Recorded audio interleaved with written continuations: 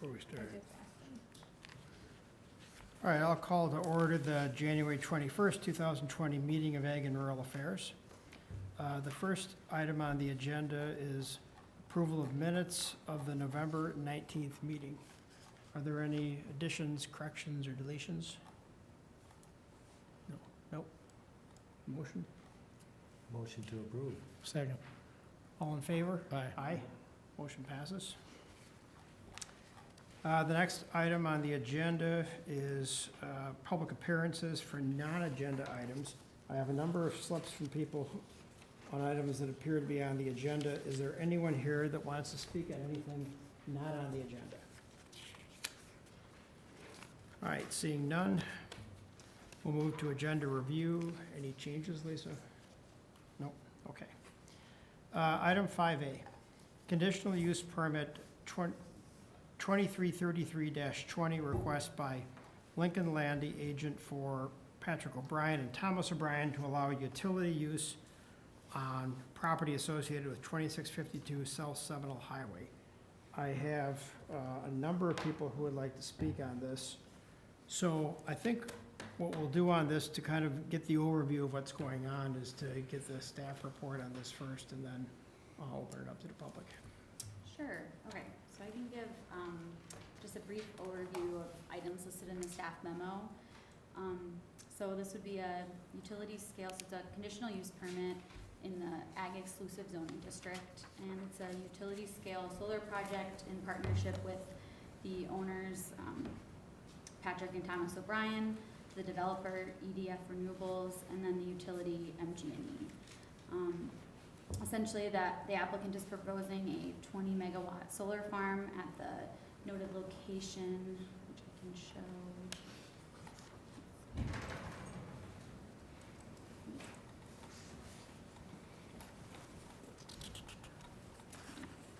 give you a general idea, several parcels along Lacey and South Seminole. So it would compose of 3 phases, full completion in December 2021. And I can let the applicants kind of get into the details, but from a staff perspective, it is consistent with the long-range comprehensive plan, which maintains the Ag Exclusive Zoning District, and the future land use is identified as ag and open space. And just one thing to note, that it's typical for these kinds of projects to be handled through a conditional use permit rather than a rezoning, which would avoid the conversion of lands outside of the ag preservation districts that we have in the city. And when the project is ultimately decommissioned, the infrastructure will be removed and the site restored to pre-development conditions for continued agricultural use. The expected power to be generated will power an average of 6,300 homes for a year. There's some other, recommended conditions of approval that we can go through, but the staff recommendation is for approval with about 10 conditions as listed in the staff memo. Okay, thanks, Lisa. So I have 3 people who are registering only. Lincoln Landy, Lincoln, Sure, yes, and I'm on behalf of the applicant as well, so Did- I'm happy to do a brief overview. yeah, why don't you go ahead and do that? Would be, If you that would be want. good. Should I set the microphone or? Yeah, right there would be fine.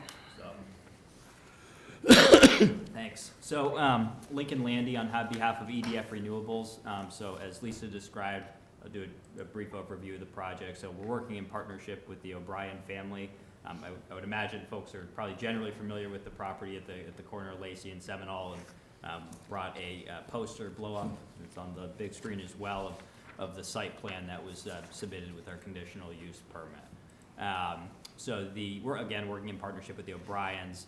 This would be up to a 35-year lease with the O'Briens for a portion of their property. That's just a little under 150 acres when fully built out. My role in the project, EDF Renewables, is the developer as well as the contractor for the project. So we'll actually build the project. Once built, MGE will be the long-term owner of the project as well. And Todd Montevideo is here on behalf of MGE, who we've been working alongside to get this project up and running. For those who are familiar, this project's been a long time in the works. We've been added a few years now, really working more in the community to see, what we need to do to make it go forward. We held a community meeting maybe a month and a half, 2 months back, very well attended. Overall, I think very positive, and we took some feedback into account there. I'm happy to go over it as well, but for example, instituting a landscaping plan on the northeast corner of the property also. So if we're looking at the screen here, so as Lisa mentioned, it could be built in up to 3 phases, if not all at once, starting on what we're looking at as the left-hand side of the screen, being phase 1, and then the southern half on the eastern side of, right where Lisa's pointing, being phase 2, and then the northernmost portion being phase 3. So this is being done under MGE's Green Rider program, where it's participating businesses, municipalities who are the offtake for the project. So local folks with local renewable energy generated for their use as well. And so right now where we are, again, we've submitted the conditional use application to the Planning Commission, which I understand was referred to the Ag Committee for their recommendation. And right now we are, assuming all is going forward from here, right now we're prepping full stormwater plans to submit to the city engineer. Been working closely to get those up to par, meet the city ordinance, and access conditions for emergency vehicles, the like there, and expect to submit those fairly soon as well. But happy to answer any more specific questions about the projects and just other keynotes, I would say. So we're very attentive to the stormwater design for this project.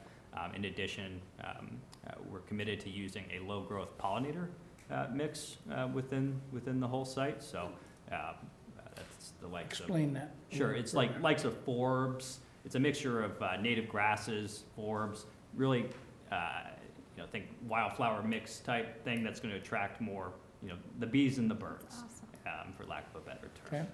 So we're very committed to that on this project, maintain really the agricultural characteristic of what's going on out here. We're also committed to using what's known as a fixed knot agricultural fence. We actually use this on the majority, if not all, our projects. It's what you see in more ag areas. Wooden posts blends really well into the landscape, so it's not your chain link fence that's associated with more an industrial use or something of that nature. Most of the equipment is very isolated into the center of the project, so all the wiring out there is all underground.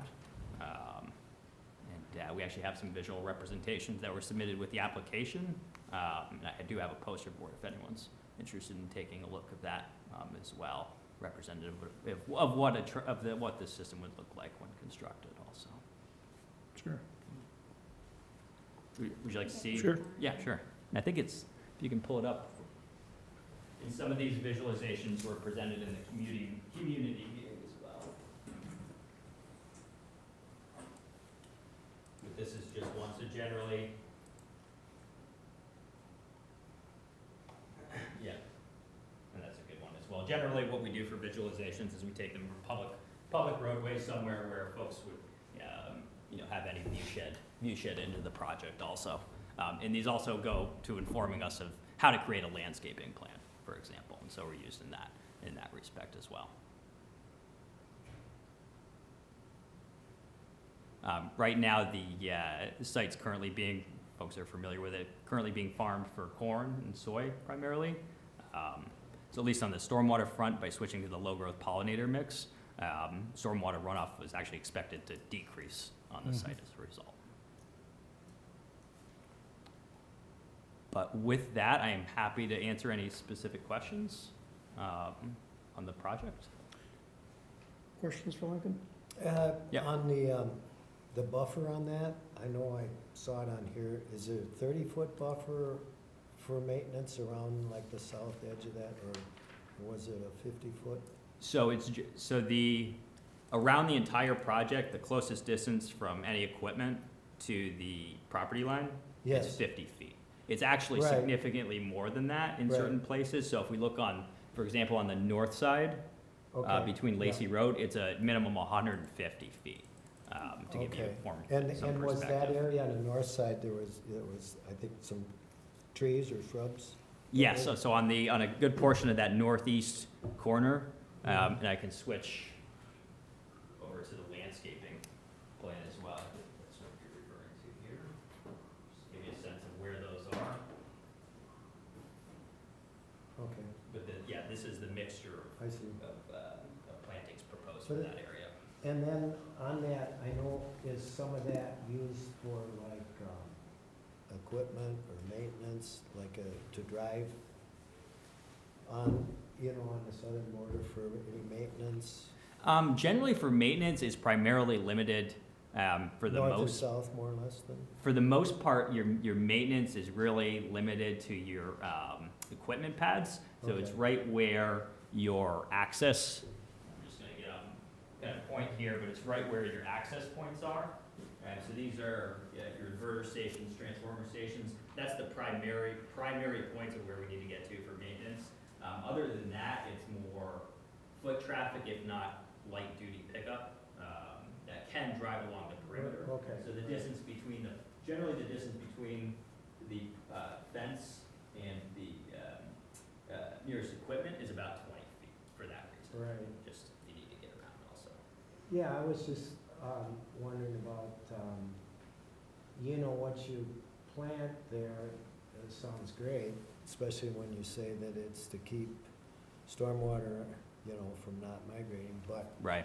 but does it offer any opportunity for any cultivation at all on, like that area, the buffer area or anything like that? Yeah, so generally what we've seen in terms of cultivation, it's mostly limited to either sheep grazing, to be honest, or what's becoming more common as well as the potential for, since we're using a pollinator mix, well, it's not being proposed right here, because there's still some research going into it, but more, people bringing in honeybees, that sort of thing. Sure. So these sites a number of these sites are actually starting to be used for honey production, and whether it's, they've even started to use that honey to brew beer. So it's things where people are still finding the perfect compatible use for these sites, but it's those type of uses that are currently being explored, which is really what, the pollinator habitat more enables than anything else in this instance. Yeah, well, I was just, the reason I asked about the cultivation too was, because of the major change from the agricultural use, where it was always cultivated before, and now we're changing it. If there's plus or minus benefits to what, you could do Sure. in the future for more or less soil maintenance. Right. In And that aspect. yeah, and so during the project, at least on these projects, it's difficult to, cultivate a crop per se Right. under the panels. It's more so about preserving the soils from our perspective. So in this case, topsoil isn't being removed from the site, nothing of that nature. So allowing it to be fully restored for whether it's future crop cultivation or whatever it may be in the future, and kind of preparing from that perspective and looking at it, as the array is currently there from more, okay, what can we really do as a compatible use, which in this case lends itself more to the pollinator habitat and what other uses may stem from that. Well, yeah, that also brings the question of like fertilization too, for soil maintenance. If there's benefits there that are gonna be preserved, or, Yes. Yeah. that would be a huge concern for ag. Yeah, the full intent is to preserve the good soil that's there. We're not ripping things up and taking it out. You want to maintain that good soil future fertilization potential. Yeah, absolutely. Yeah, and I know your company's more with the construction of it, right? But as far as the maintenance, I guess. So we are actually doing the maintenance on this project as well. So we are here for the long term on this one. Okay. Yep. So like with, things as weeds come in and. Yep. So that, no, it's a very good point. So with the pollinator mix in particular, generally it takes about 3 years to get established. 3 years, yeah, 3 years at a minimum, I would 3 to say. 5. Yeah, And so you gotta be very attentive to, you know, what you're, I think what you're getting at, weed control, that sort of thing.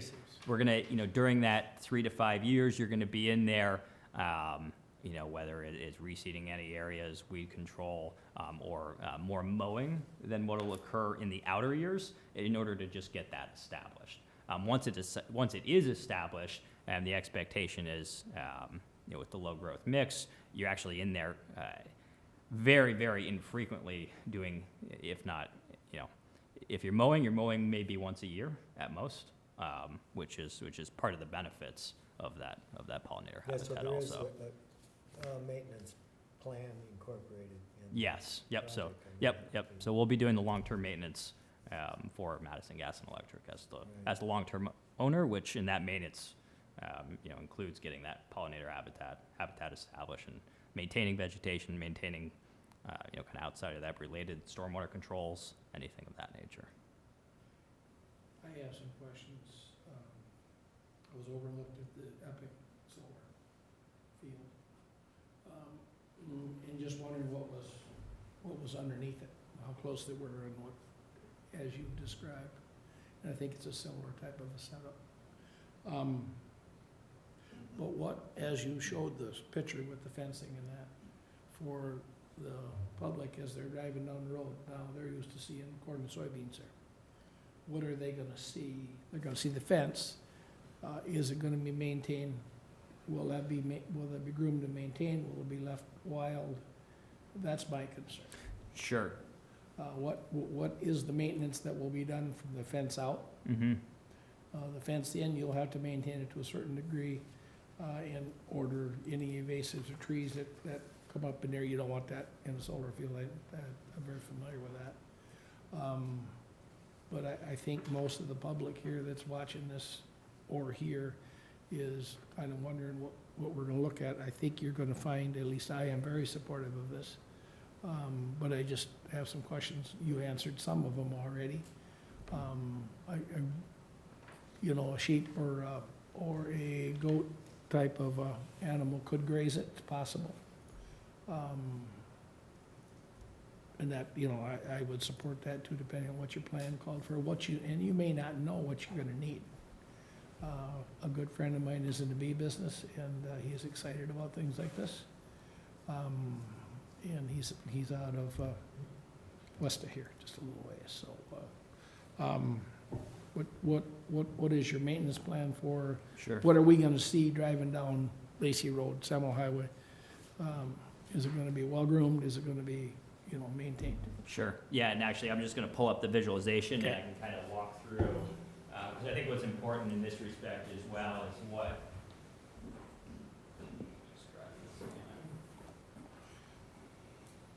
I'll go back to my microphone so you can hear me, but I think what's important in this respect as well is what property will ultimately be controlled by the project, to, I guess, start off of.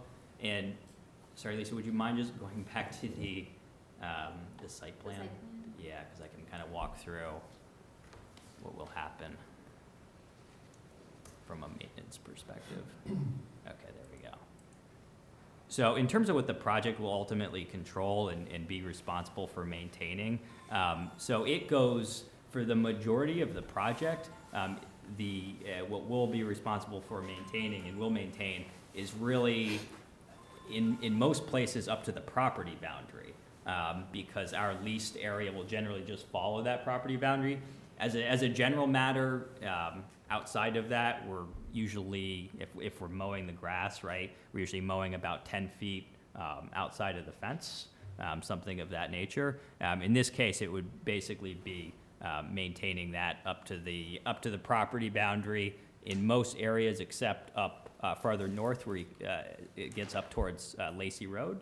And we purposefully left that gap in part because I believe the city has some future stormwater improvements that are planned for the corner of Seminole and Lacey Road, so wanted to leave a good portion available for what uses may come in the future there.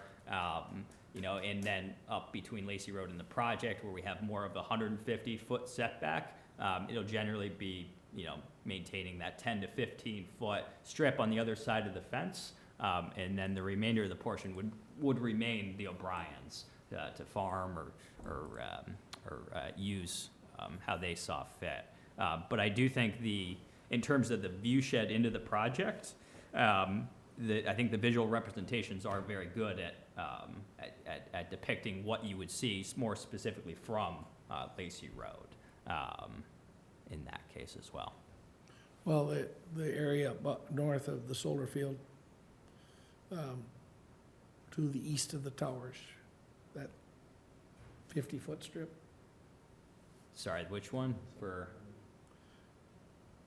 Bring your marker straight down, right there. Yes, yep. So that will remain the O'Briens in that case, and we'll mow about 10 feet on the other side of the fence. There. What does that leave left for them? What my fear is, there's not enough to really farm,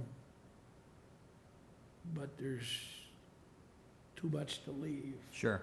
So what happens with that? And then the piece over here where you said there will be future stormwater, or possibly could be, depending Right. on what do they do with that piece? What are we gonna look at? Sure. So generally, and I haven't, I can talk to more of the O'Briens about this. Either it's one of two scenarios. It's not going to be left to just look bad. I'll put it that way. No one's going to let that happen. Whether it is the O'Briens using it for some crop, which might maybe more remote possibility given that. If they're not going to do that, it's pretty easy for us to go in and maintain that, mow it. It's not a huge area to do so. So one way or the other, whether it's corn growing there or whether it's a planted, just like the array, a mix put down just like in the array and maintained. Okay. It's a small area to do so. Well, is there enough area there for where it could be alfalfa or a grass product that could be baled and maintained? That still prevents your erosion, but it still is, then it's utilized in agricultural land. Right, certainly that we've always, and we would allow the O'Briens to do that, yeah. Okay. And hopefully encourage someone to do that. Yeah, I mean, yep. For the last It- 40 years, Right, I've maintained the WIBA field. And we bail that, and we've reseeded that, and we've got it to a point where it's a crop that's decent.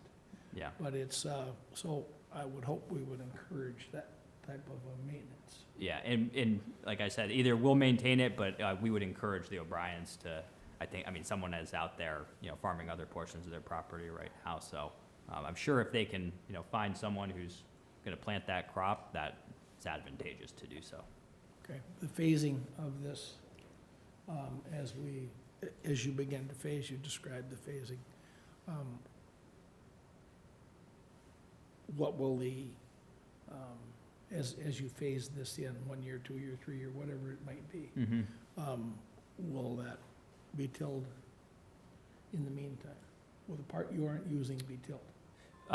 So probably what's gonna, in all likelihood, we may go in there and build it all at once, to be honest, but there is a chance that we do it in phases. What's dictating that is really on how fast people sign up to participate in MGE's Green Tariff Program. If it all goes at once in this spring, for example, what we would do to start is we would go in there and put a cover crop down before we even got in, so that we're not going up in there and making a lot of mud to start right off. That cover crop we would probably do the whole site in this case. I think there is, if we get down the road here and determine that phase 3 is going to be a little farther out, for example, then I already have spoken to the O'Briens and know that they would want to go in there and plant a crop as well. So it's going to be one of the two. Something is going to be planted.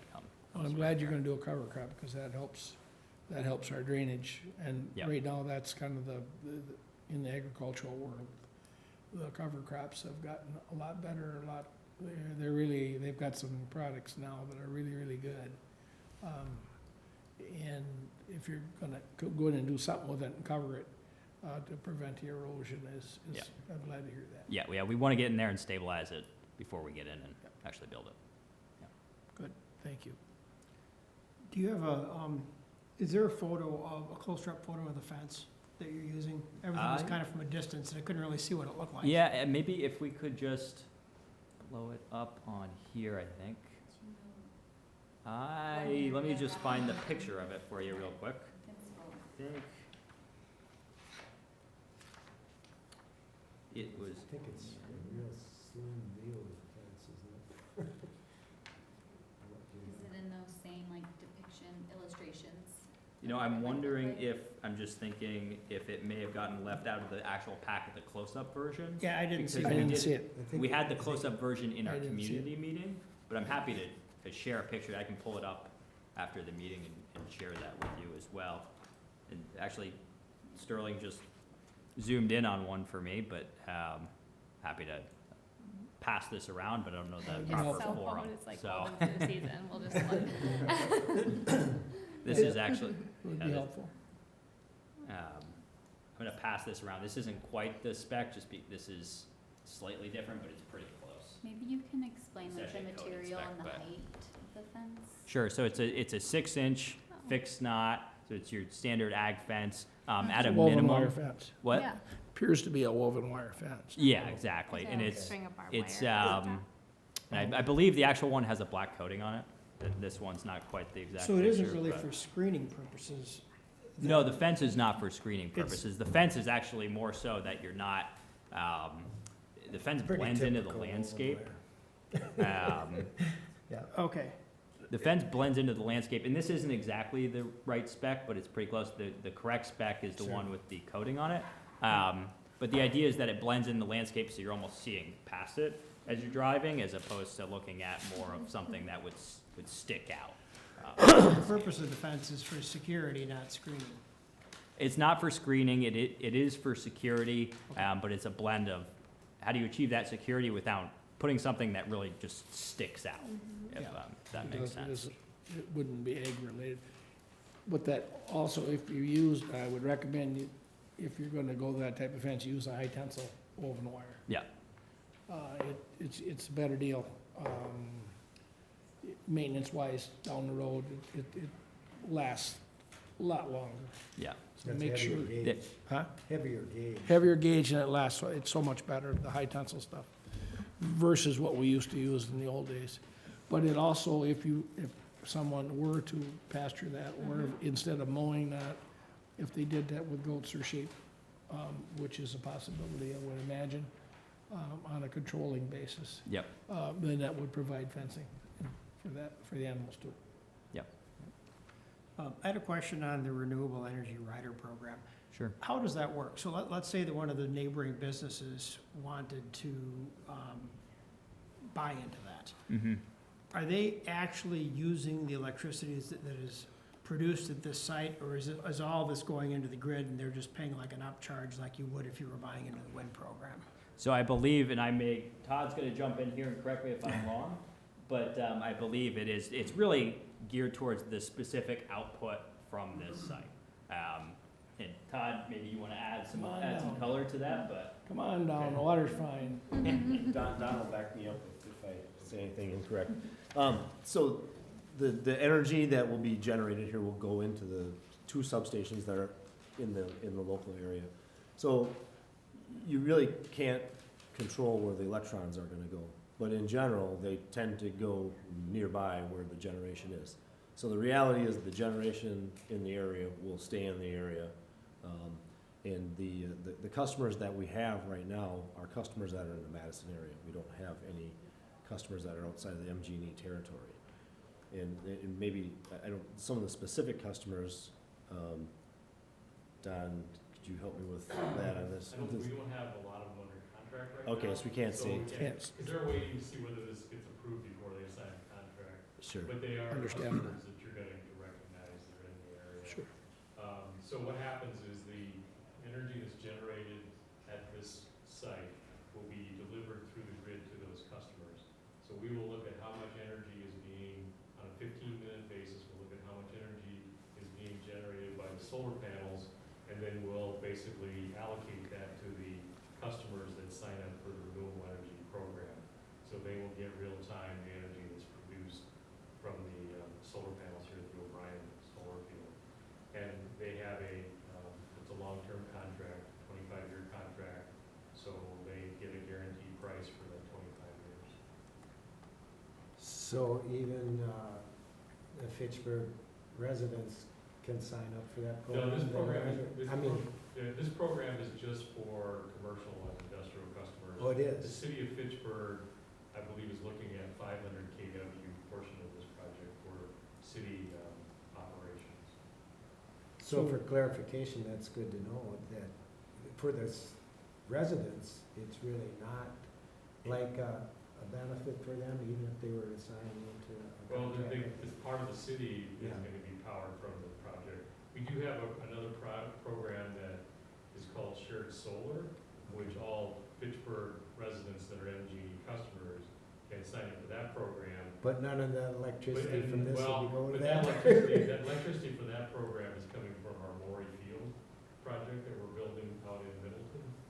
So, Well, that's a long ways away We want a local one. from Pittsburgh. well, if that project is successful, maybe we'll have to go and look and see if there's a site. Well, where we can build you it. know, I always was taught that, you know, the longer the cord, you get the drop off in the power.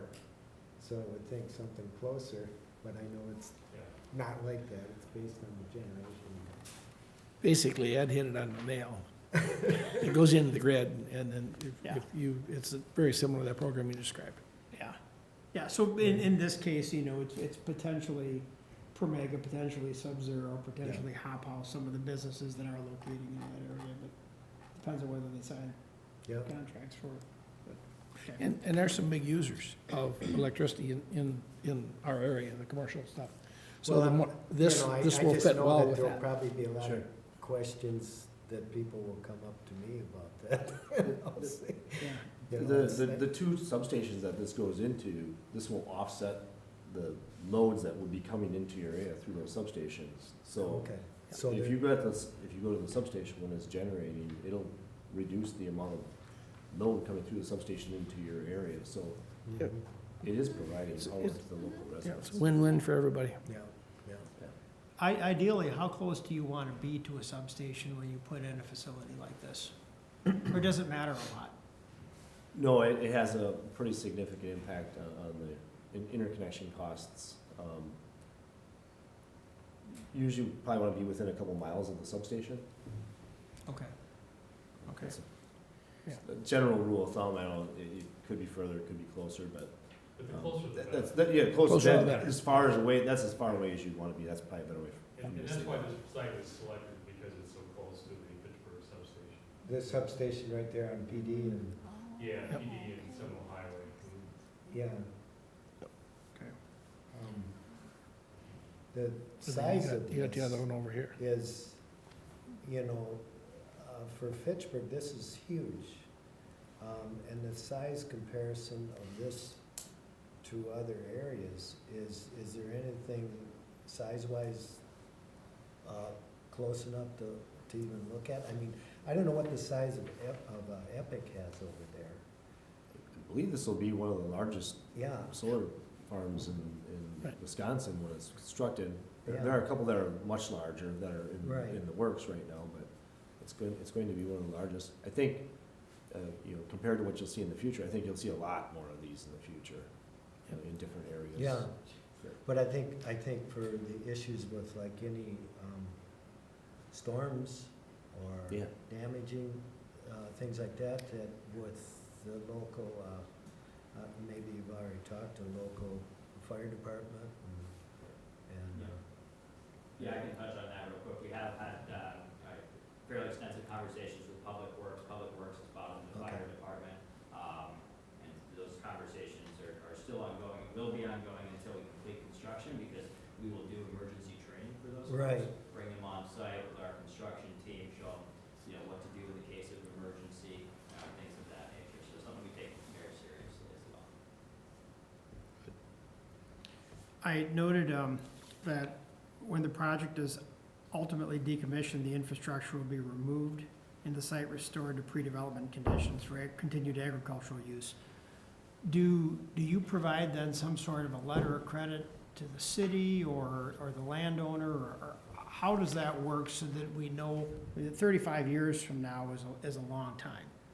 And, you know, how do we know that this is really going to be removed and not just left like some of the empty big box stores you see in some places that just sit there? Sure, yeah, so that's a pretty common question we get. So under our agreement, there's a couple different prongs to that, and then one of the benefits too is we're working directly with the utility, and I can give you some insight on what that means. But under the lease with the O'Brien, we'll be obligated in every way to take everything out of the ground, return it to substantially really the same condition as it was in prior to installing the solar array.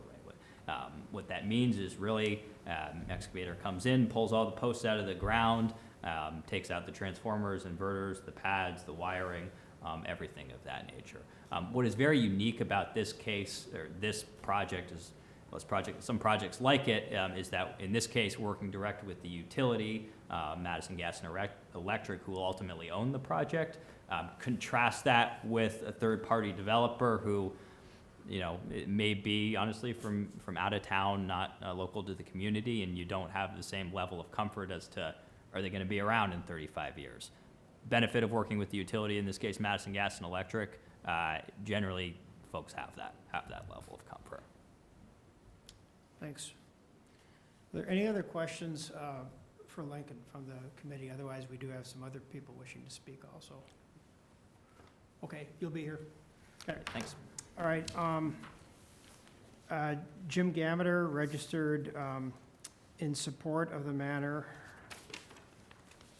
Todd Montevideo also registered in support. Bill Dunn registered to speak.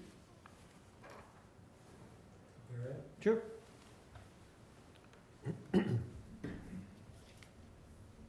I'll introduce myself, Bill Dunn. Me and my brothers own 50 acres that adjoin this project to the south. Our biggest concerns would be water runoff. And that's, you know how that is in Fitchburg, and I think Tom understands what I'm saying. And as far as staff goes, how did you arrive at these conditions? It seems to me they're the same ones that apply to development, housing and industrial and everything else. This is a whole new thing here for Fitchburg. So how did you come up with these conditions? They're the same as they've always been for building projects. This Sure. is a whole different animal. So I can't, I guess, speak to the expertise of our environmental engineer and like the public works staff that handle our stormwater permitting, but the applicant is required to apply for an erosion control stormwater permit and a stormwater maintenance agreement, and they have to provide documentation where our environmental engineer evaluates their calculations and determines like what the runoff is or what the impact is. So while the requirements of applying for permits are the same, they take into account kind of like the individual site conditions of the lot and the use as a solar farm versus a commercial or like an apartment building. I mean, if you have additional concerns, we could certainly make a note to discuss it further with Public Works, but. Well, I don't, you know, this is a nice project. I'm in favor of it. I know exactly how much water runoff there's been over the years. If you go back 2008, 2009, we had a 4 and 5 inch rains. So I know exactly how much water runs off this property onto our property. And I'm okay with that. That's natural. That's God made the land that way. But when you cover it, on that side is about 100 acres, I would say, right? 80 acres. You cover that with a roof, that water is gonna travel at a different rate of speed when it hits that soil. And you gotta control that. So I didn't hear a lot about that. Well, in this Just case, what's gonna happen if we have a problem with water runoff on our land? you got the plantings underneath the solar panels, correct? So the solar panels are on a post, and they tilt toward the sun, they move independently, right? Yeah. And then you got the plantings underneath. So I don't know whether we looked at it in engineering, but I would assume that those type of plantings would retain more water than corn and beans would, where you have more, hard surfaces during a heavy rain. I would think you would have less runoff than you would have had in the past, but I don't know whether engineering looked at that, or farmers in Again, the room can weigh in on that too. yeah, I think that, I know the applicant at least indicated that the pollinator mix would potentially reduce runoff, and I don't know if they can confirm. I'm the only one that's gonna know. Right. Everybody in this room I'm sure you're worrying about it, but it's gonna affect me and my brothers. So what happens if there's more water than normal runs off? Yeah. Who's accountable? I think we could probably allow the applicant to answer questions after Sure. too, they might Yeah, know, but like- we'll want it on the record and. But there's gotta be accountability. Mhm. I mean, O'Brien's went through the same thing because of poor planning with their water problems. I don't want the same thing on the south end. And that's, there's gotta be a way that you can guarantee me that it's gonna be resolved if there is a problem. And nobody wants to take accountability. Simple as that. Okay, Lincoln, you want to Sure, address that yeah, question? I'm happy to actually have some stormwater folks with us here today, but, so I can confirm, the initial calculations do show that with pollinator habitat and stormwater runoff, will decrease. I think what's important to note, and to your point, accountability, yes, I mean, the project is accountable for, maintaining the stormwater controls that we're putting in place. What's important to note here is, we don't only have construction stormwater controls, there will be permanent stormwater controls in place for this project. And that's in addition to, the general pollinator mix that's gonna be planted to reduce that stormwater runoff. So as a condition to, and working with Public Works, as we come up with a specific design for this project. And I wanna, commend Public Works too, because they are looking at this project. This is something newer, right? And so you do have to look at it with a slightly different eye, and they've been working with us very closely, saying what's gonna work, what's not gonna work, and it's been extremely helpful. But at the end of the day, we'll be filing for what, I'm gonna get the terminology wrong, but more of an operational stormwater permit. So those permanent controls obligated, to ensure they exist, that they're maintained, and that ultimately, this project's not causing harm to neighboring properties by means of what's being installed. So, I want to emphasize the accountability in that case. Have you had problems before? No, honestly, generally what we've seen in these instances, in terms of stormwater controls, is usually what you're looking at is more of the access road conditions, and obviously you're taking into consideration, the posts you're installing in the ground and everything. But as a general matter, a lot of these projects that we're doing are on agricultural. I'd say the majority of the projects we're doing are on agricultural lands. So as you're looking at something that was planted for corn for so long, we generally see more improvement than anything else. But I'm also happy to have, if there are any more specific questions, or if you wanted to talk offline as well, happy to loop in our stormwater folks also. Okay, thank you.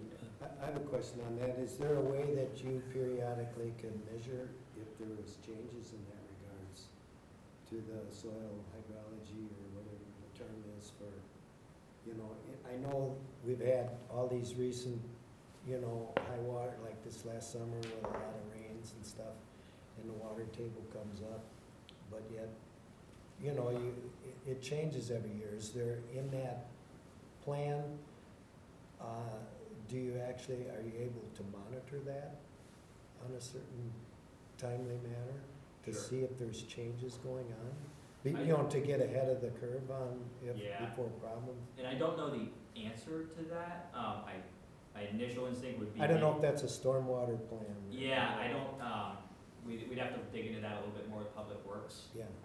In terms of data collection, I'm just not sure how, that would be obtained necessarily versus more Well, just, visual. you know, because in the city of Fitchburg, we've had huge issues. Yeah, with- and I just wanna make clear, we're very aware of the Yeah. issues that, you know, the issues you guys are going through with stormwater, which includes, you know, the future plans I think they're looking at on the north side, and, trying to be very responsive, to those, and wanted to work with Public Works early on in this process to come up with something that's really gonna, improve the situation out there. One question, that buffer area between our land and you panels, Sure. is that, what is that, 50 feet? It's minimum 50 feet at the very closest point, it's usually in most respects. Be on the south I'd end. like to see that more, I'd like to see 100 feet On the, south South end. end. Because Across the water south end. runs to that corner, right there, right where you move over to your left. Right in there. Here's where the water runs. right, I think it might be, and certainly happy to talk to you more, I think it might be difficult to do 100 feet without, moving it farther north, just because of how the trackers are laid out. Because we were trying to stay back from Lacey Road.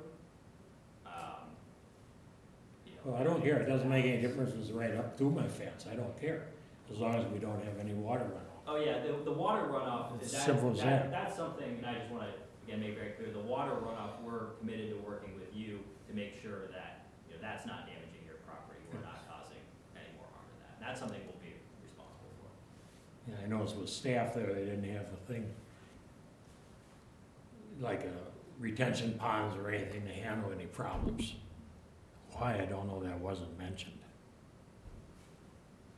So I know that, I mean, at least one of the general conditions is that there's a stormwater maintenance agreement for private stormwater facilities shall be recorded. So like if staff identifies that a private stormwater facility is required, then that condition would allow us to like enforce that This is, you know, this is and a have them sign it.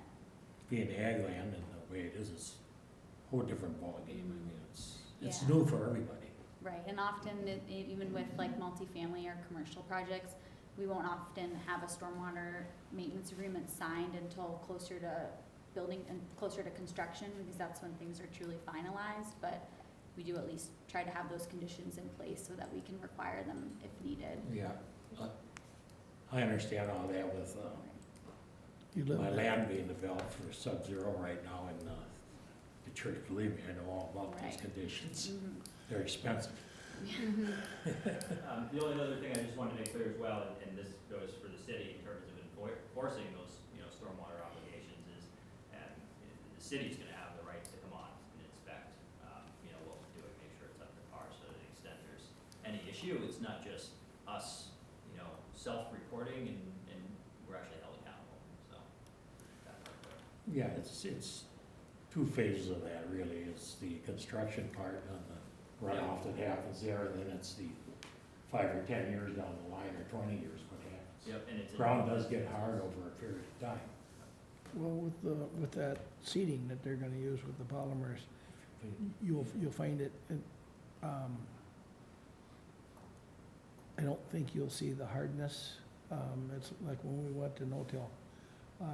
It took a while, but but I encourage you guys, if there is a possibility to increase that buffer area to the south, to the Dunn property, that's gonna be you're gonna be held very accountable to that, trust me. And, so if you can increase that, if there's any way you can increase that, or be very aware of it going in. Cause that's gonna have to be maintained. And they can't take any more water than what you're giving them, what's there now. Exactly. All right, I guess I'm done here, and thank you. Thanks, Bill. You may want to talk to Public Works staff also, and just express your concerns, and just make sure Well- that they're taking that into consideration too, as they put together whatever plan is gonna be agreed to. Would have been appreciated if they came and talked before this. Never Well, happens. It sounds like there's time, because it's gonna be a while before that plan is nailed down anyhow, as Lisa said. So there's plenty of opportunity to talk to them. Good, Ed, good. All right, thanks, Bill. Thank you. Tony Hartman. I'm gonna be brief, guys. I'm just gonna say I'm super jealous that I'm no longer on council or committees or commissions that get to vote on this one. And George is my neighbor, and actually several of you are my neighbors, and I don't live so far from this either. Not quite as close as Bill Dunn, but I appreciate that the developers and MG&E had the big public meeting, and based on some of that input, I know that they moved this around to try to accommodate where, there've been some drainage issues on the north side. So I'm really excited to see this go in because I'm hopeful that it does help with runoff issues, and that's practically the only question that anybody had. I know that obviously the area to the north, or west on this drawing, this overall drawing, catches the most water. And the city's been pretty responsible. Claudia Guy, the public works engineer who's going to be working on this, has been out there. And I'm excited to see this go in, and it will be the biggest one in Dane County for now. And that's pretty neat. It's nice to beat Madison and Middleton and Dane County themselves out at the airport, but it's kind of a fun opportunity for us to get even greener. And I love the fact that the electrons are going to the nearest substation, which means they're going to be coming to most of our homes in one way, shape, or form. But I know we've got some big users right up along McKee, that are going to get the bulk of this. And I know the city's going to get some of it. And my hope is that all of you people that own land, farmers that are in the neighborhood, get to benefit, because we've been talking about this for years, and now's the time. And anyway, that's it. Thanks, Tony. Is there anyone else that wished to speak on this matter that did not turn in a slip to speak, would like to? No? Okay. All right, let's just go to discussion within the group then. Anything else? Crickets? Excited to hear about the bees. Did we cover everything? We had the I think it, staff report, so. I think the educational part we haven't talked about, which we were talking about on the west side, where Tom's house is there. We're gonna have an educational area. I don't know what that involves. Is it some signage? Sure, so Is it just signage, or is it a tour? Oh, I think it had said tours in the packet. Yeah, it's both. So the purpose of it's more, think of it as an educational kiosk, and we put up in the package a sample of what we've done before in this respect. But the purpose is to really do twofold: put it close to the access drive. So when folks are providing tours, it's a stopping point as you're coming into the site. Tells you what's going on. Right there on that bottom picture. That's very helpful. And also relatively close to the Badger trail, so that people can see from there as well. So twofold in that aspect. One question I had, and I don't know whether you can answer this, Lisa, I know Wade's not here, but the conditional use that's allowed under ag zoning for this, when I read that, I wasn't clear as to how it includes a project like this. I saw a reference to wind energy, and I think we would all have assumed when that was written that you would be talking about, the taller windmills that don't take up a lot of space and don't preclude agriculture.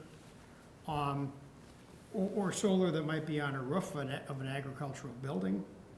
But this is a project that really precludes agriculture from an agricultural area. And I was just unclear as to whether this meets the intent of the conditional use per the ordinance. Do you have, I was looking in the packet, I couldn't find it. Did we have the language from the ordinance? Yeah, so I have it, I don't know if I can pull it up, but I can at least read from it. So the conditional use in the exclusive agriculture district includes, and this would be item number 3 in the zoning code, transportation, communications, pipeline, electric transmission, utility, including wind energy and drainage use. So I think at one time or another, there was a big focus maybe in amending our code to specifically allow for wind utility. But so when it says utility including wind, it doesn't exclude solar in that language. And then also, so DAT cap, which sort of has the regulations for ag exclusive zoning districts for the farmland preservation credits. Specifically, I guess, defines utility use as including facilities for generation of electricity from sunlight. So there's also, I think, some, we're sort of not necessarily even allowed to exclude solar from that use if a utility use is permitted. Mhm. And then DATCAP has defined it in our ag exclusive zoning district, so it's a conditional use Okay. as permitted. And it may be, it's, I see it as a different type of agriculture. Yes, it's still available for pasture for certain things. Yes, it's bee production. So I see some of those that fit well with the ag. That is still agriculture. Yeah. So it still would be applicable for farmland preservation? Yes, For DATCAP, yes. And It is, okay, so it doesn't affect that, yeah. okay. be taxed differently though, on commercial? There isn't a lot of difference, but there's some. Yeah, how is that tax then? I don't know, the applicant might be more familiar. I don't know if I think it's still taxed as farmland. It is, In terms of the, Yeah, yes, yeah. underlying Yeah. property, yep. Yeah. yeah. And it still Changing it, qualifies not for rezoning it. that because Mhm. DATCAP controls that. And similarly, the benefit of allowing it as a conditional use versus requiring a rezone is that once the solar farm, is through its life cycle, then it's still zoned for exclusive ag and, as opposed to zoning it to some kind of commercial or Right. something. So, I mean, this is something that, the city really hadn't planned for, hadn't anticipated. And, what I wonder is, when you put it in an installation like this, how much more of this is there going to be? I mean, how many more additional requests, where might they be? Is there any limit? I mean, a lot of the idea of preserving the agricultural land was to really use it for agriculture, and there are limitations with regard to this, so. This does not seem like something we planned for, and I'm not even sure whether we can plan for it, given the DATCAP. Right, and I think that's oversight. part of listing something as a conditional use, and for example, I think change in state statute recently has stated that if an applicant agrees to satisfy all conditions placed on a conditional use permit, you're required to issue it. So I think there are, I guess, some limitations. I mean, we do have, we've passed our renewable energy goals as a city, and so we sort of, and you see the market obviously is demanding additional solar. So it's certainly, I think, more market-driven, but we have allowed for it in our zoning ordinance as something that we consider to be permitted, and then additional state statutes sort of dictate, but, yeah. But Ed, I know where you're coming from. Could we see that whole valley be a solar farm? Or for that matter, all the agricultural land in Fitchburg. Yeah, And, well, and does that really make sense? Because you can generate electricity anywhere in the state. Does it really make sense to use agricultural land that is so close to, a rather large metropolitan area? well, it's close as, Well, the One of you transmission spoke is lines and the power. it's within the short distance to the end user. Mm-hmm. So if you look at it in that aspect, it does make sense. But I do have some concerns, if the next proposal came in for the Dunn property or the Lacey property, we need to give some consideration of how much. Yeah, and I just might add to that. I would say realistically, this is actually a pretty rare opportunity to be able to do it, this close to where the load is in this particular spot in Dane County. And there's a few reasons for that. One is just available land, but two is also interconnection capacity. So we're talking about, just to put this in comparison, this is, it's a 20 megawatt project that's going into the local distribution grid as opposed to, the larger transmission infrastructure. So when we think of like the 300 megawatt projects that are proposed elsewhere in Wisconsin, those were probably very difficult to cite because they were looking for the exact infrastructure that they could tap into. you know, with 20 megawatts going into the local distribution grid, you know, where it's, that's a good amount to put in at this location. And so to say there could be another, you know, 50 megawatts next door is honestly extremely unlikely. And that's honestly how we came across this property too, because it was such a rare opportunity, I think, to do. what Next we're to, looking next to do. the substation. As close to the substation, you know, as really as we could get in this case, connecting to that local distribution grid. Well, you have to do an expansion in that substation to handle that? No, MG&E can probably speak better to this, but I don't believe that's the case. I believe that substation is able to handle what we're putting in. Any other thoughts? Do we have a motion? I'll make the motion to approve. I'll second. One thing that, I'd like to see a condition in here for maintenance, a maintenance plan for the plantings approved by staff, whether it's annual mowing, whatever it might be. I'd just like to see something in here that requires that actually be done, so we don't have a situation where we get invasives or Complaints. problems. The accountability part of it.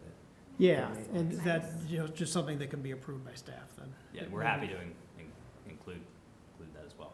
Okay, Also, I agree with that, Ed, and as the first and second, I can't, you know, I support that. Also, the stormwater that was brought up by Mr. Dunn. That should be a second bullet point on this approval, is that is satisfied specifically to the south. so do you want to amend, there's number 4, stormwater maintenance agreement. Do you want to clarify that in some manner?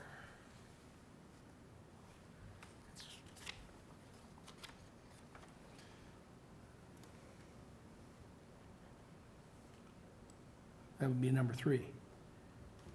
Erosion control and stormwater management, okay, That's and a for the stormwater construction. maintenance agreement. Yeah.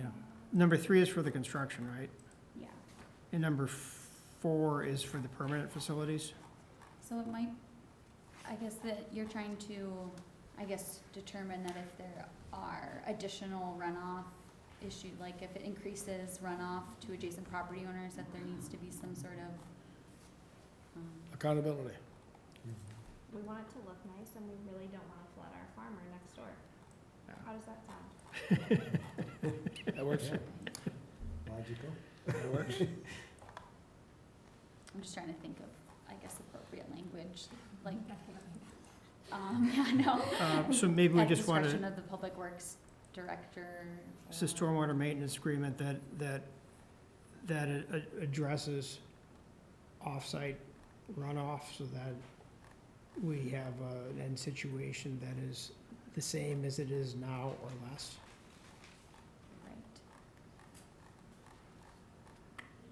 Right. Right. How do we measure?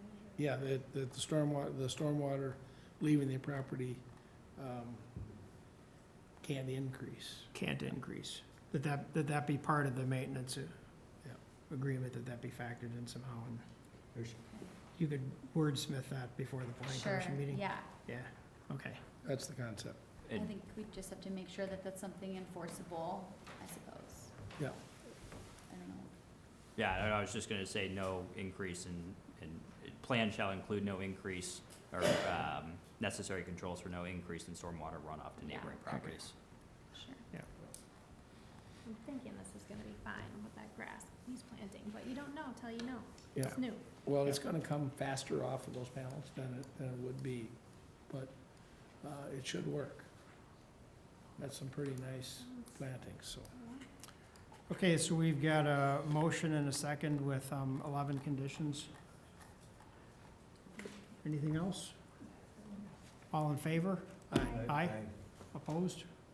Motion passes unanimously. Thanks, Thank you. appreciate Thank it. you.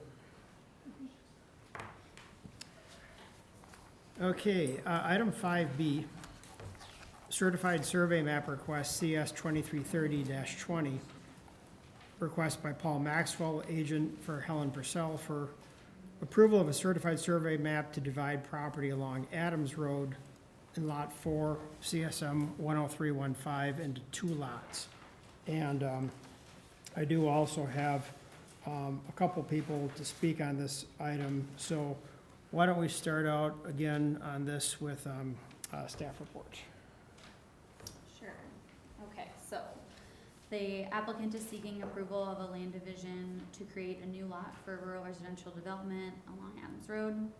Approval would permit a single approximately 1.5 acre lot, and the remaining acreage would remain in ag exclusive zoning. A rezone request has been submitted to rezone the residential lot from AX exclusive agriculture to RR rural residential. And then just a reminder, as we're all aware, that it needs to be reviewed in accordance with our rural residential development criteria. So in this case, the applicant can meet all of the required criteria, which is the compatibility with adjacent farm operations, protecting environmentally sensitive areas, the lot shape, woodland cover, and heritage tree protection. And the applicant is requesting a waiver for the history of tillage. As you're probably familiar, it's been farmed historically, but that's a waivable criteria. And then the residential infill criteria, so the criteria states that a house should be located within 300 feet of an existing residential building. I don't know if I have a good, aerial, but there are some residential buildings to the east of the proposed house. So the applicant is proposing a distance of approximately 500 feet from the nearest residential building to the east. The application materials state that the increased distance is necessary due to less ideal septic soil conditions near a drainage swale to the east of the proposed location. The contour map of the area does show a drainage swale, in this general location. A farmer interested in leasing the remaining agricultural land has also submitted a letter in support of the lot configuration. So it's, up to the Ag and Rural Affairs and Plan Commission to determine whether or not those criteria are waivable. And then, so staff recommendation is for approval of the CSM with 10 conditions and approval of the rezone request with 3 conditions. And can answer any additional questions.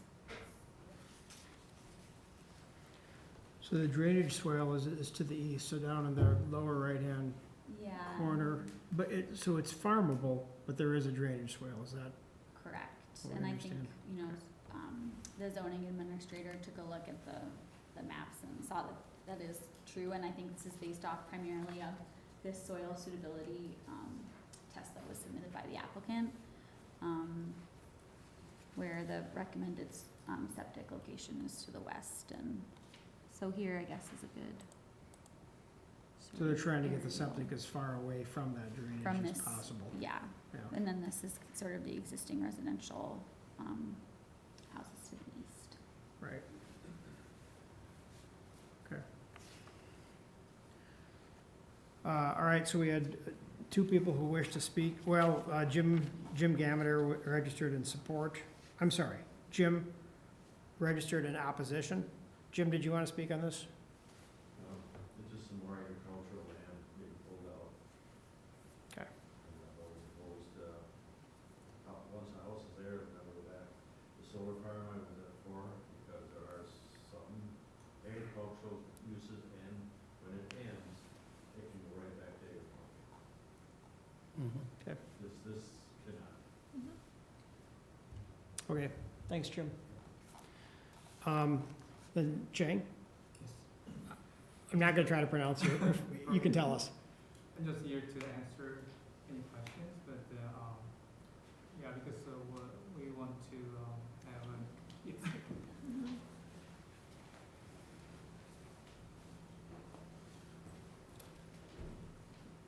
my wife wanted to have her living in the farm, and then we live here in Madison 20 years, and then we are searching for her.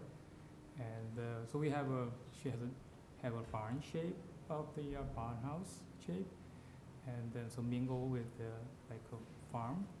Okay. And so she is next year she is 60, so she wants to have some dream come true, and then so that's why we want to meet all the requirements, and then so this is the place. Thanks for reviewing our application and then serving for the committee. Any questions? Shane? All right, thank you.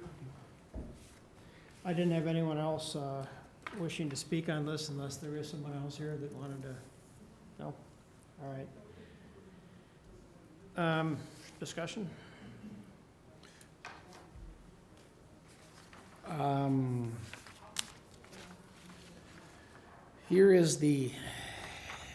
Here's a copy of the soils map. It's a Dane County Soil Survey map.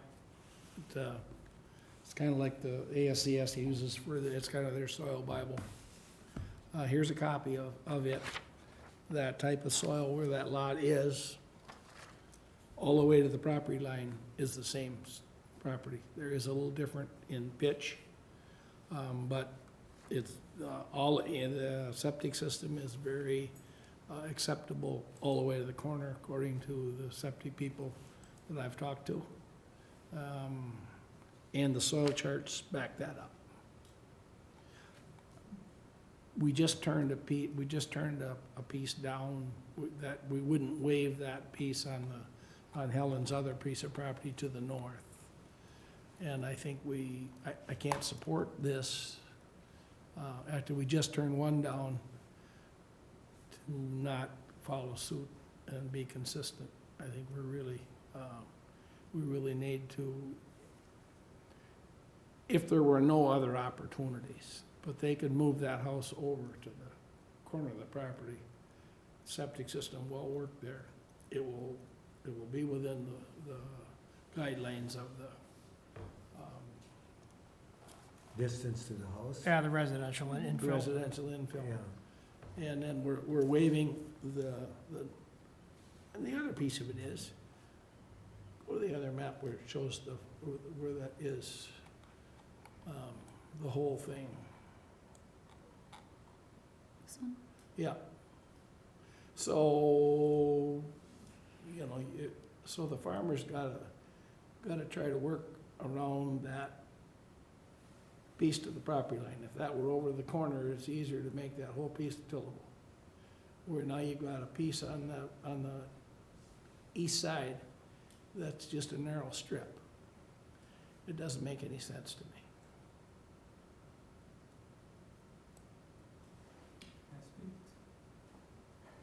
Sure. The soil professional recommend that one because of two reasons. One is a house should not sit around the drain swale area. And then second reason is septic systems. And then that's why he reviewed this, and then I have his email, then I can share with you. And we actually consider first time that the corner. And then the other one is the houses on this lot line, very long, the driveway, very deep. And we do not want to have a house too deep. And then, so we have 150 feet setback. So you want to have like close to 300 feet. Within the 300 feet, house has to sit much deeper. And then, so I think that's why that may be optimum computation. And then so the farmer, we interested in the farming that area, and he reviewed this map, and then so that's no issue of the farming that corner. So that's why I think that's one of the biggest concern is the builder came to like a house has a water problem that can be a really big problem long term, and then also the septic system has to be far away and then right grade, and then yeah, that's why I think we actually ask the farmer who is going to farm and they're interested in, and he doesn't have any issue. And I think also if the farmer is interested in going our front yard for bring the like equipment, and there's enough space, and then we're not going to like block those things, and then they can access the front yard.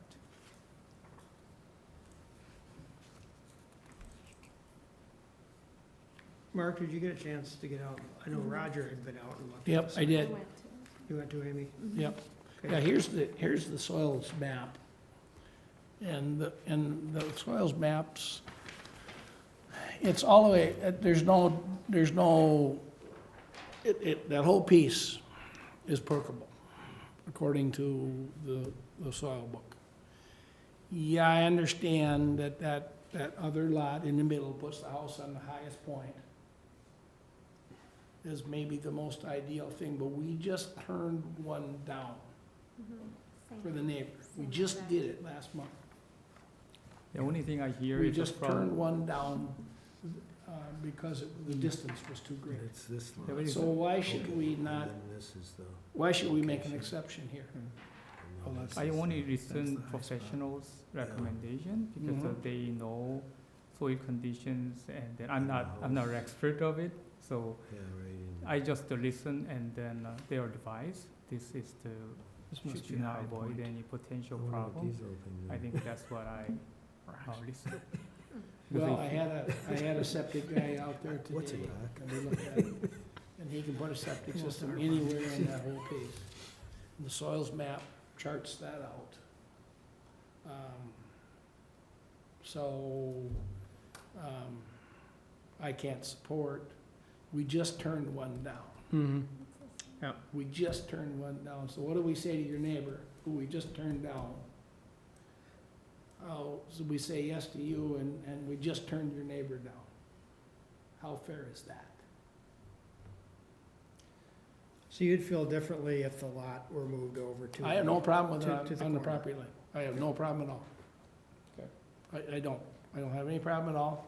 It's, Helen has the right to a split.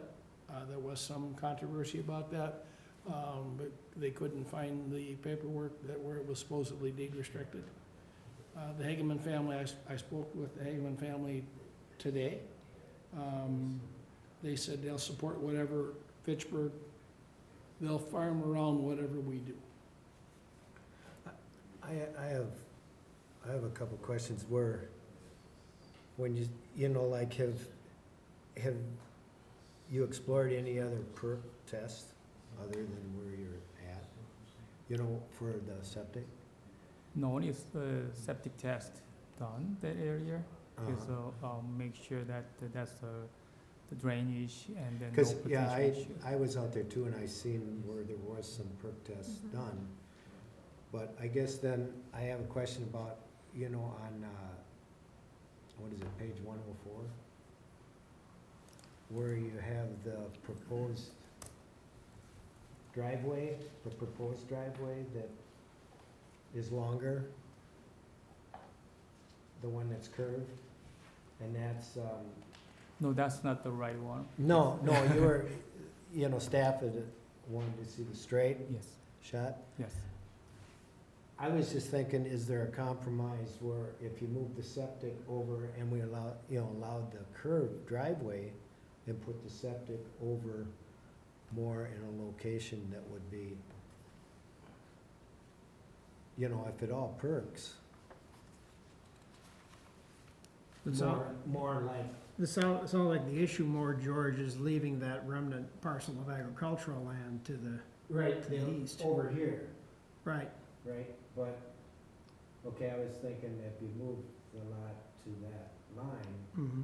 and kept the house almost in a similar area and allowed the driveway, the proposed driveway, and put the septic in that area. That's just a thought, if it's all, you know, if the soils are all suitable and it perks. And there was a question here with regard to a deed restriction that had been recorded at some point. I remember when that was taking place, and there were only 2 properties, I believe, that came up that had that deed restriction. And I really don't understand exactly why it was drafted the way it was, or why those deed restrictions were even really accepted, because they prevented people from using additional splits that they had. And as I recall, there were 2 situations where that was part of the verbiage, and then it did not occur again after that. So, I mean, I think I agree with staff on this, wherever we end up with this lot being, I'm not concerned about that condition that had been out there before, because I don't think that that was applicable to everybody who got splits. It was only applicable for a very short period of time to a couple of people and not to anyone's sense. So in fairness to the Purcells, I don't think that should be I an agree. issue. I agree with you. But I get what you're saying about, let's not create a waiver here that doesn't really need to be created. We wouldn't do it for the neighbor, Mm-hmm. because he came in and asked for that specifically, Mm-hmm. and we wouldn't do it, we denied it. So, we can table this and bring it back, or we can deny it, which is a more expensive process. So what is the staff's recommendation? Well, ultimately, it's up to the Ag and Rural Affairs Committee.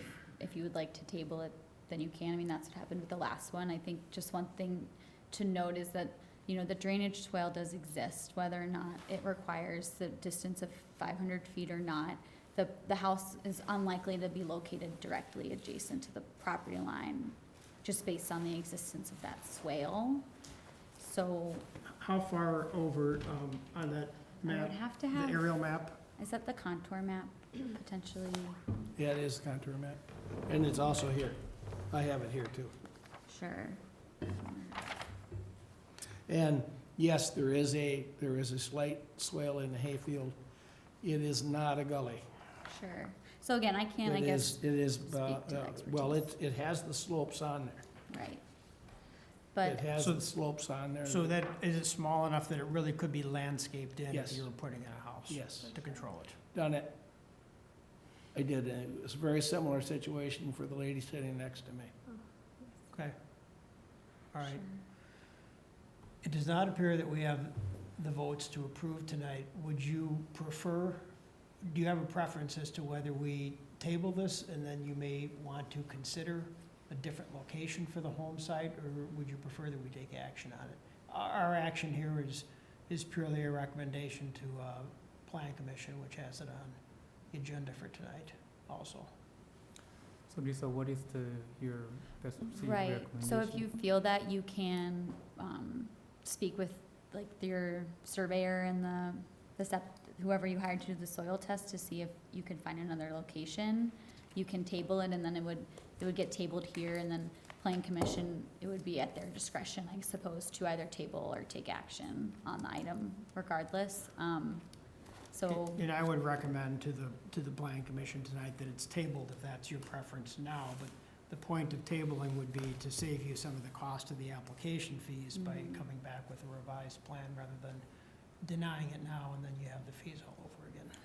So the house, actually neighbor's house, is a very deep.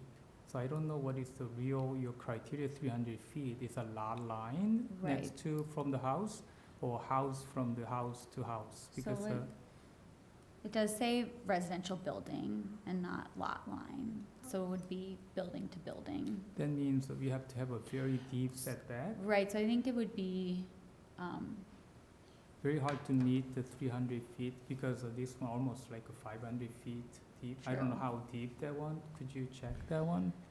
yeah, so that pre-exists, I guess, our current land division ordinances and house site requirements, so they don't have to comply, I guess, to the dimensional standards we have in place now.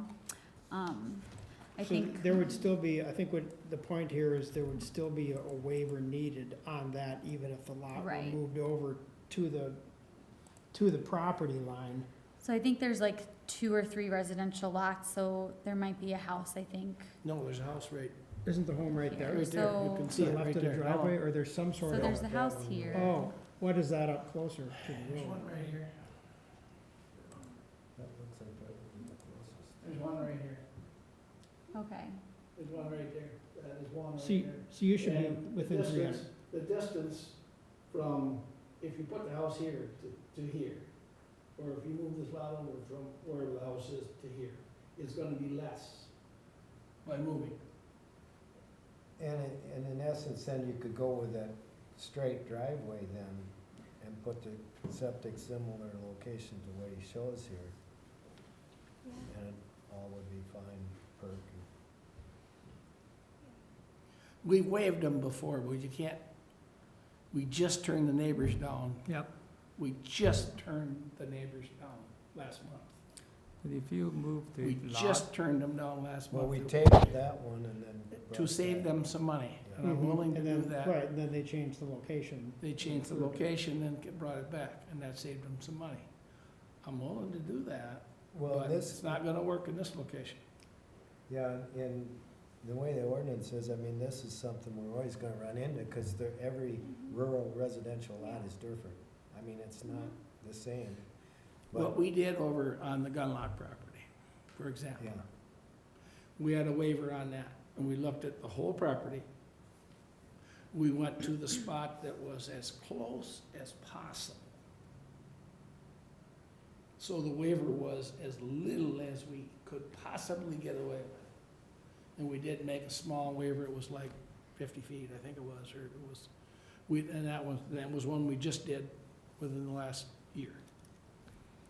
But you can't, the idea behind the whole thing was not to stick it out in the middle yeah, have to of a farm piece of around ag it. land. Mm-hmm. That's been the idea here from way, way back. Not, you can't just plunk it out in the middle and make them farm around it. That's just not gonna work. Mhm.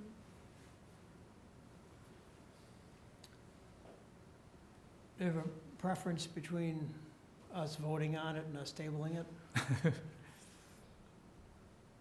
so you're expert, then maybe you can suggest some, I mean, because if you move that close, then also there's a narrow strip, and then all farm equipment has to access the narrow strip too, so I don't know how. No, I think we're talking about moving the lot All all the way to the the way property to the line. corner.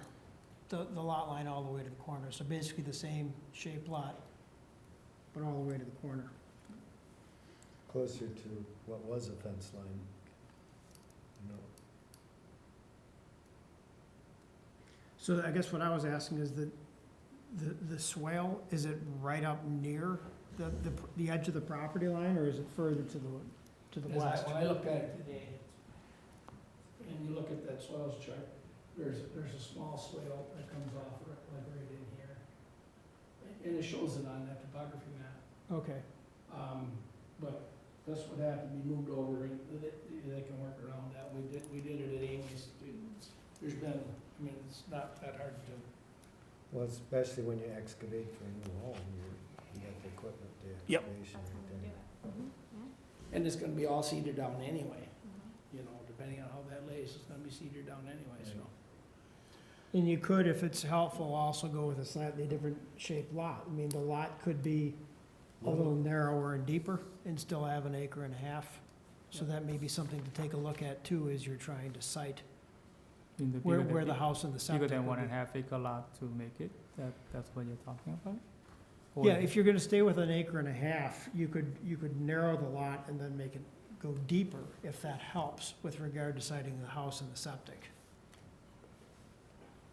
As long as I think the restriction is, It's 2-to-1. 2-to-1. So your lot is very square shaped, but it could be like a rectangle. So if you need to adjust and make it a narrower but longer lot to make it fit, you Mhm. could do that as well.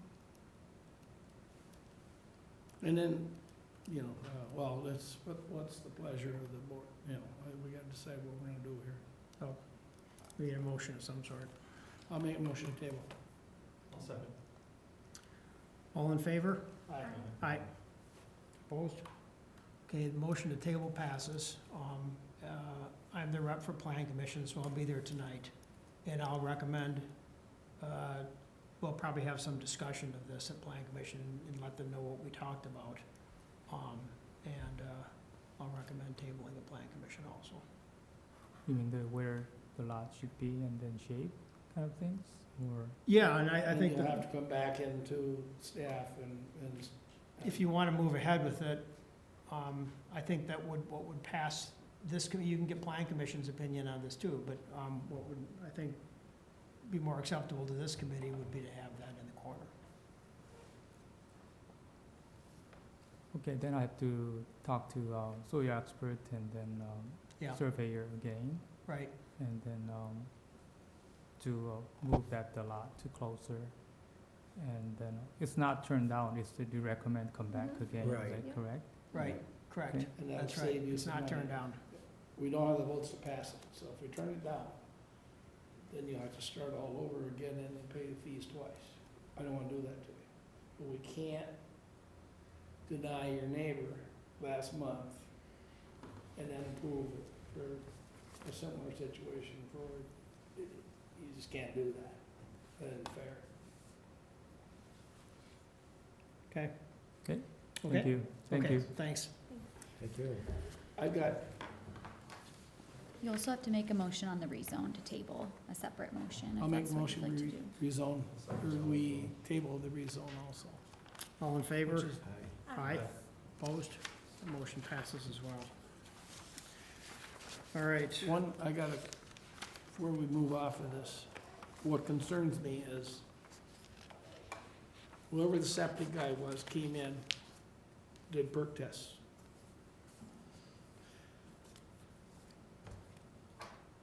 They're gonna settle, there's gonna be holes there. If it wasn't approved, who goes back and fills that? No, probably no one. So, you know, I think we need to kind of, in this situation, if they're gonna do something, that's fine, but who goes, one, why was it perk test before it, why was that money spent before, now they're gonna pay for 2 perk tests? It's pretty clear to me that that wasn't gonna pass I got the call the day they did the perk test, so, and I went over there and looked at it. It was pretty clear to me, that according to the ordinance, that wasn't gonna pass. But somebody didn't tell somebody that, that should have been, had, that expense is wasted money, and that's not a smart thing to do. Mhm. So, and now we're gonna have those perk holes, who fills them? Well, I think the property owner would want to know that the perk holes are filled so that they can farm it. Yeah.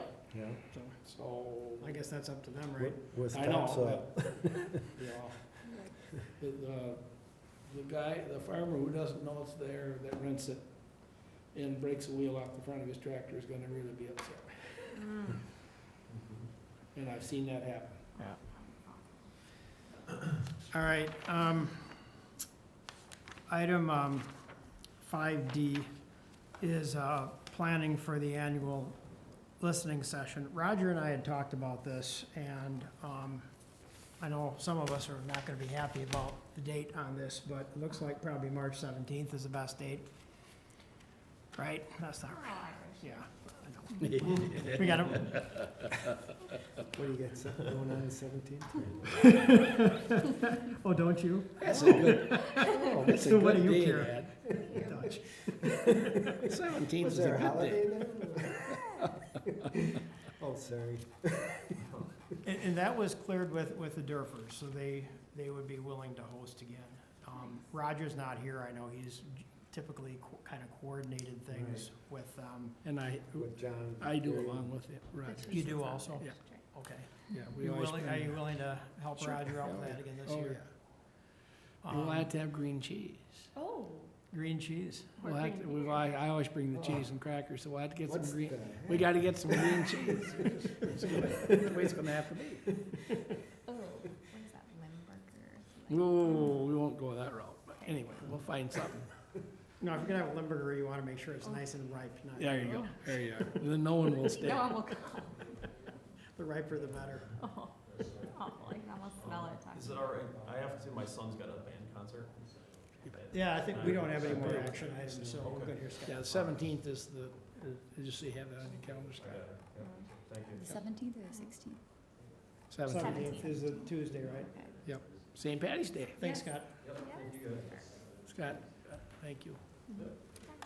All right, so, can you and Wade coordinate getting that into the paper and getting Yeah. any notices that need to go out with regard to that? I don't think, we're not anticipating an agenda for a February meeting, is that right? As of Well, now? now we will, because we might have Oh, yes. the rezone and the CSM back, if they're ready to, It- Oh, bring it okay. back.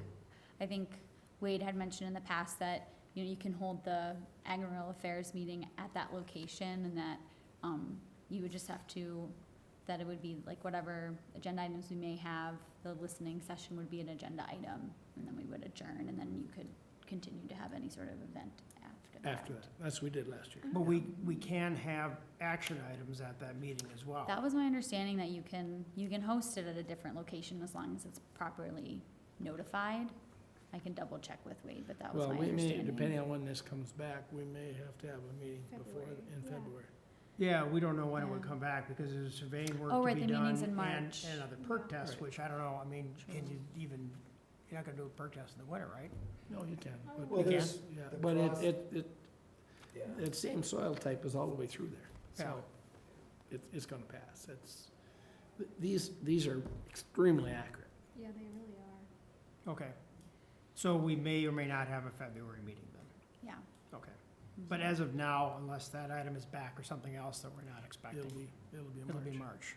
Yeah. Mhm. Okay. Anything else we need to go over from a planning standpoint for that March meeting? I don't think so. Were you still planning on having the candidate, I know in some years you've had the candidates for the That is, Alder that District. is over, that is after the meeting is Sure, adjourned. okay. There's a listening session for Ag and Rural, there's the business meeting, and then the listening session is for any issues that the residents want to bring to the Ag and Rural Committee. And then that's adjourned, and the staff leaves, and everybody leaves, and then what Durfers host after that is their business. Mhm. And the people may already be there having green cheese. Okay. Anything else on that topic? Report? Anything from you, Lisa? Nothing. No? And you're not, probably not gonna let Wade off, and then when he asks for time off again, no, you're denied, can't go. It's okay, now he owes me, so. Yeah. Well, just tell Wade he took his position. There you go. Is everyone available for that meeting? I am. I think Roger is too, I know. So we had sort of looked at a February date, and I think he was gonna have a conflict. There were a lot of conflicts in February with trying to make this work in February, which is That's how what it he got had said pushed to today, March. so, Yeah, yeah. yeah. Okay. All right, anything else? Any other announcements? I have Motion none. for adjournment? So So moved. Second. All in favor? Aye. Do we have quorum for adjournment? I guess we do.